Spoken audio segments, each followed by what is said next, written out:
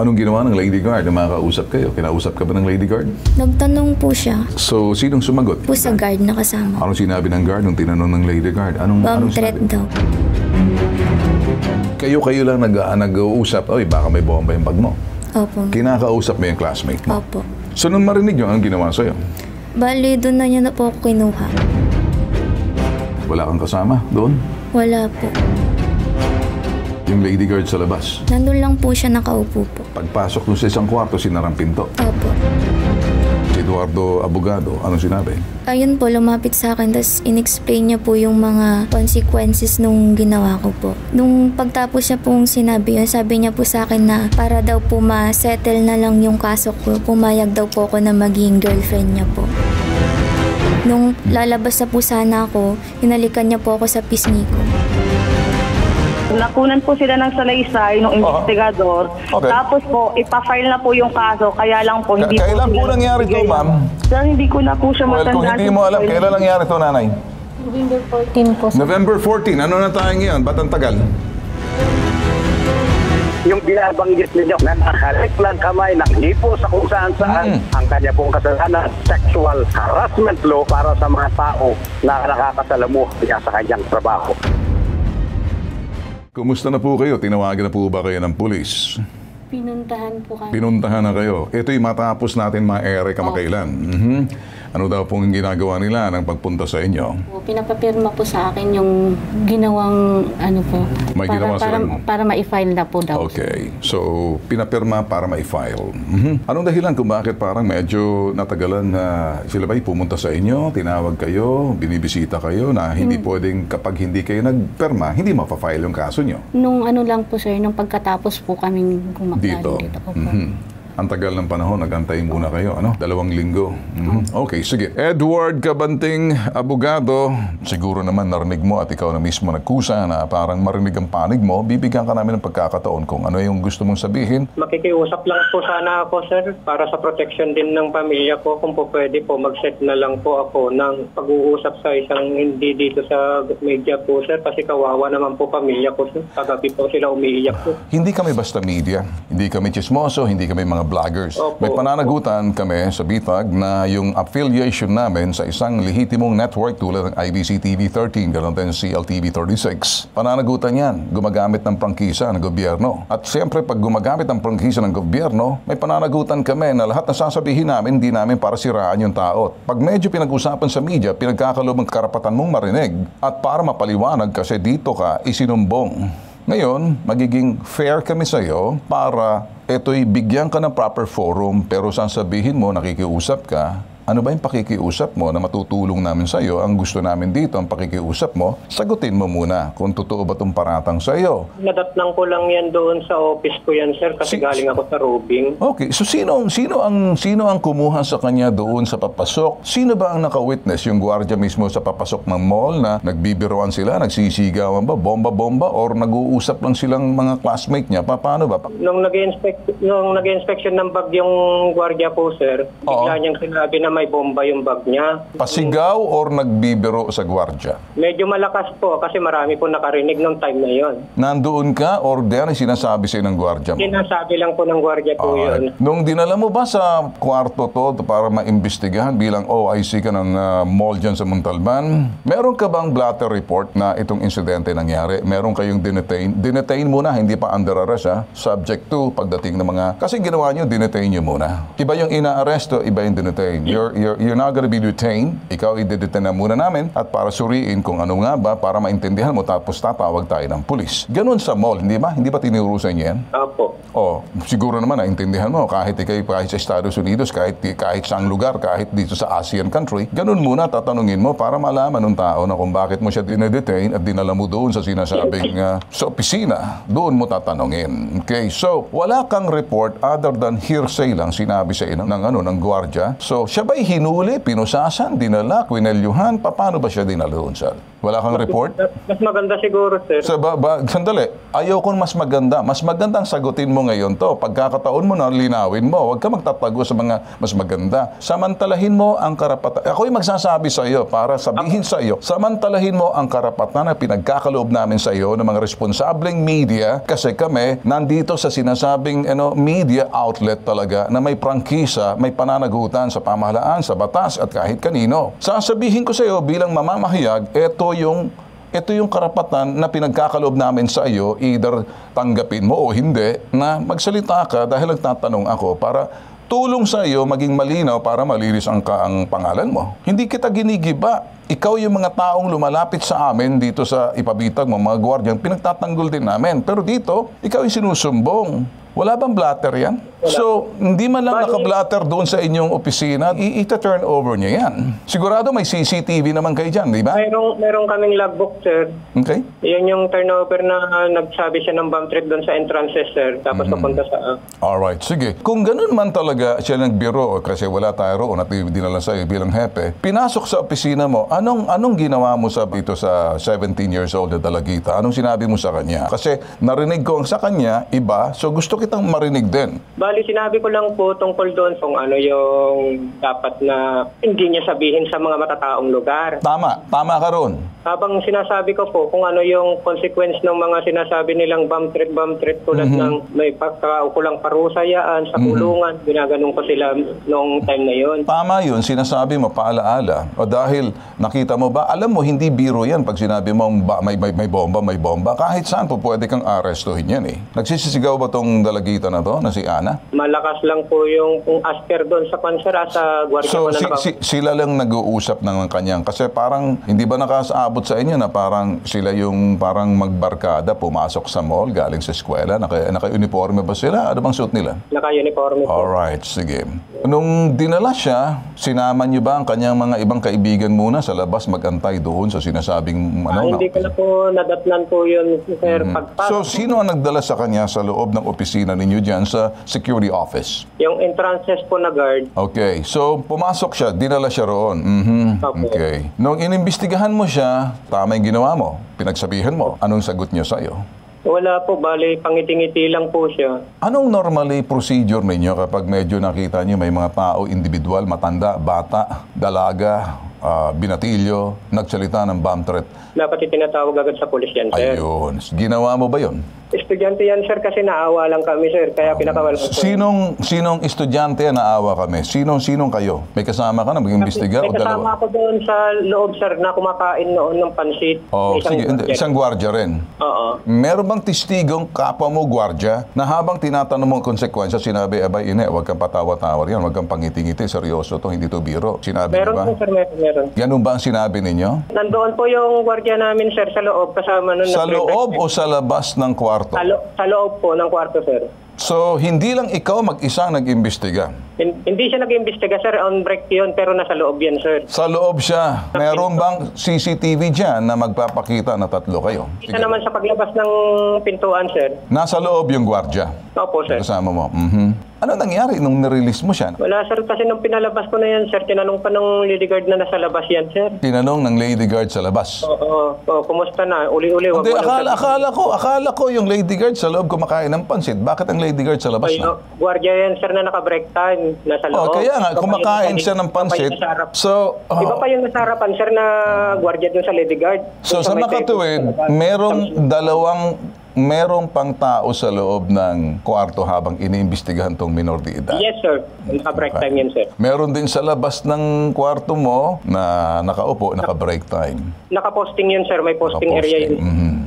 Makikita ba sa blatter after investigating subject, we decided to release him and promise not to do it again. She is only 17 years old, ganun ba? So, may karapatan ka rin naman na para tingnan o i-report mo sa police o hindi kung nakikita mo naman. Pero sabi mo kanina, pangising-ngisi lang, parang nakakabuisit, hindi ba? Pag pinangingising-ngisi na gumawa ka na ng bagay na hindi tama, hindi ba? Edward? Opo, sir. Kahit naman siguro ako, pag gwardiya ko, tapos sinabi ko, tapat ako sa tungkulin ko, dinetain mo siya papunta sa mall para to investigate, para before I turn over sa police, tapos nginingisi-ngisihin ako, tutuluyan ko yan. Tatawagin kong police. Bahala na ang police, women's and children, dalhin siya sa presinto, kasi may ginawa siya hindi tama. Nirelease mo naman, pagkatapos, okay lang, may karapatan ka mag-release. Baka nakita mo, bata lang to. Hindi kaya, parang naawa ka, ganun ba? Parang ganun na lang, sir. O, naawa ka.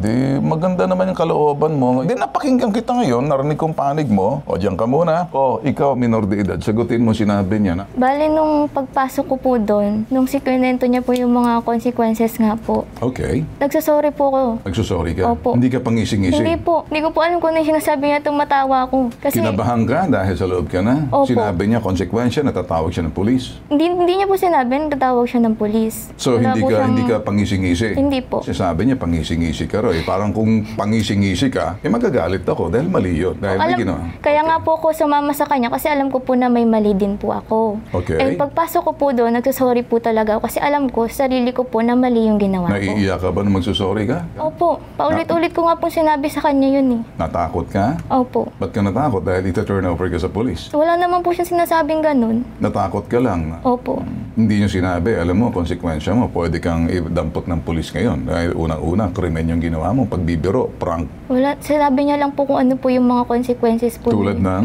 Yun nga po, yung makukulong po ng o di matagal. syempre, makukulong ka. So, pagkatapos noon, humihingi ka ng sorry. Opo. Sincere po ako dun sa mga sorry na sinasabi ko sa kanya. Narinig ng gwardiya na kumakain ng pansit.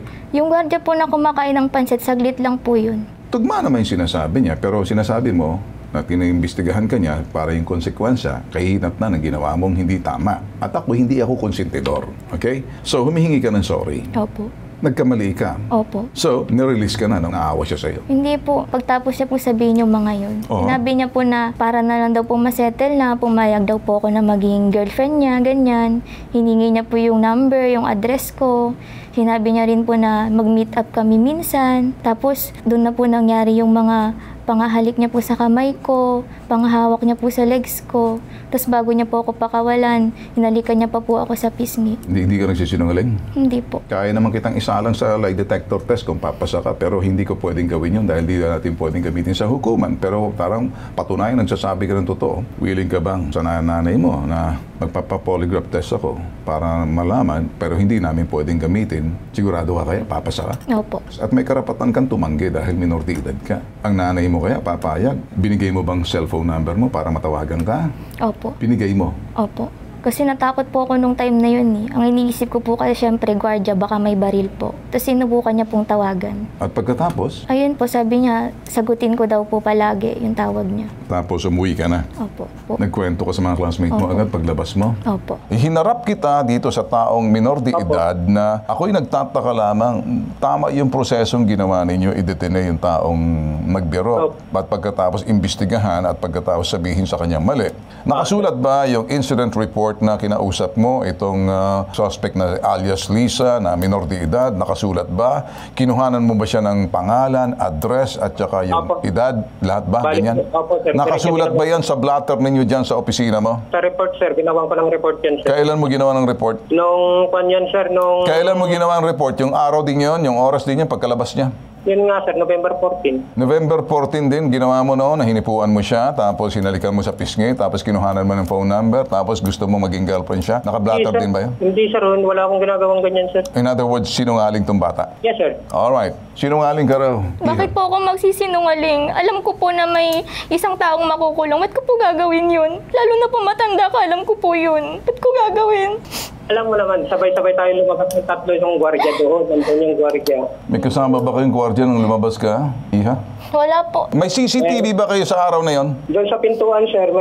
Sa labas ng pintuan ninyo, sabay-sabay ba kayong lumabas? O sige, Siya na tuloy. unang lumabas, sir. Oh, sabi mo Inalabas ko lang yan doon na. alin ba talaga? Siya na unang lumabas or sabay-sabay kayo? Alin ba? Siyang unang lumabas yan, sir, kasi wala naman lock yung pintuan ng... ng namin. Okay. Pero may CCTV sa loob ng Sa labas po. opisina. Bakit walang CCTV sa dapat maglagay kayo ng CCTV sa loob. Protektahan mo ang sarili mo dahil sa loob ka ng opisina mo, baka may nangyari sa iyo, baka mga kapwa gwardiya mo nilaslas ang liig mo roon, at least makikita. Mali ang ginawa ng sinasabing mall na walang CCTV sa loob. Halimbawa nito, hinahanapan kita ng CCTV sa labas lang. Sigurado ka ba na walang CCTV sa loob ng kwarto mo? Doon sa para nakikita kung anong ginagawa, kung sinong under custody. Sigurado ka ba? Kasi may mali ang mall dito. Walang CCTV dun, sir. Bakit walang CCTV sa loob ng opisina mo? Dating CR lang kasi yun, sir. Nalipat lang kami doon. So in short, maliit lang tong opisina mo na CR lang pala. Oo, sir. May onidoro? Yes, sir. Yes, sir. So, kung may onidoro, saan kayo nakaupo? Dito lang sa may salamin, sir. Yung salamin. Ano yung So, may mesa ka? Yes, sir. Okay. Hindi na CR to eh. Dapat meron ka ng CCTV dyan. Kasi kung matalino yung may-ari ng mall dyan, sasabihin, teka muna, opisina mo na yan. Imalay namin, baka naghahakot ka ng mga gamit sa amin. Papat, nasisilip din yan. Ito lang aking sabihin, Edward, makinig ka. Binigyan kita ng pagkakataon magsalita. At dito sa pagsasalita mo na yan, salamat. Hindi ko kukontrahin ang sinasabi mo, pero mag-iiwan ako ng mensahe sa iyo. Ang nakikita ko sa iyo, simple lang, ano? Sinong pinagloloko mo? Sa palagay mo kaya itong bata iiyak na gagawa ng kasinungalingan? Uupo rito para magtago ang mukha niya? Kung nakikinig lang sa atin ang DSWD, nakikinig sa atin Department of Justice, DOJ, tsaka yung DILG dyan sa lugar ninyo, pwede kong pagganahin DILG, yung Business Permit and Licensing Office. Pwede kong pagganahin PNP para ikaw maimbestigahan ng SOSYA. Kaya kong gawin yon. Pwede kong gawin sa Department of Justice para tingnan. Kasi kabahagi, DSWD, sinisiguro namin walang naabuso ng mga minor de edad at matatanda. Naintindihan mo ba to? Yes, sir. Yes, sir. Kaya do not F with me. Kung nasa tama, ipaglalaban ko. Kaya wag mo akong sasabihin na sa media. Nagsalita ka na, pasalamat ako sa'yo. Pero alam ko nagsisinungaling ka eh. Mahiya ka man sa pamilya mo, hindi naman siguro ikaw kagagawa nito. Pero may karapatan ka pa rin, ang hukuman huhusga sa iyo. Marami kang mali, marami akong nakita. Gusto mong palabasin na mabait ka, pinakawalan mo, pero pinagsamantalhan mo. Hindi mo ba tinanong kung ilang taon siya? Tinanong ka ba kung sabi mo? 17 lang po. Sinabi niya ba sa iyo 17? Di ka ba nag-isip muna? Teka muna, masasabit ako rito. Kung krimen man to, hayaan natin ang pulis pumunta, i-discern, tingnan na kung ito'y 17 years old, alam niyang kanyang ginagawa na talagang pagbibiro na hindi tama, ay masasentensyahan siya. Dahil may discernment na siya, lagpas na siya ng 15 anyos, pero nasa mga pulis yun para suriin ang sinasabing piskalya, suriin ng hukom. Naintindihan mo ba ako? Yes, sir. O ngayon, mas marami ka bang natutunan, abogado? Opo. Sa palagi mo kaya, ikaw papayag, mag-lie detector test.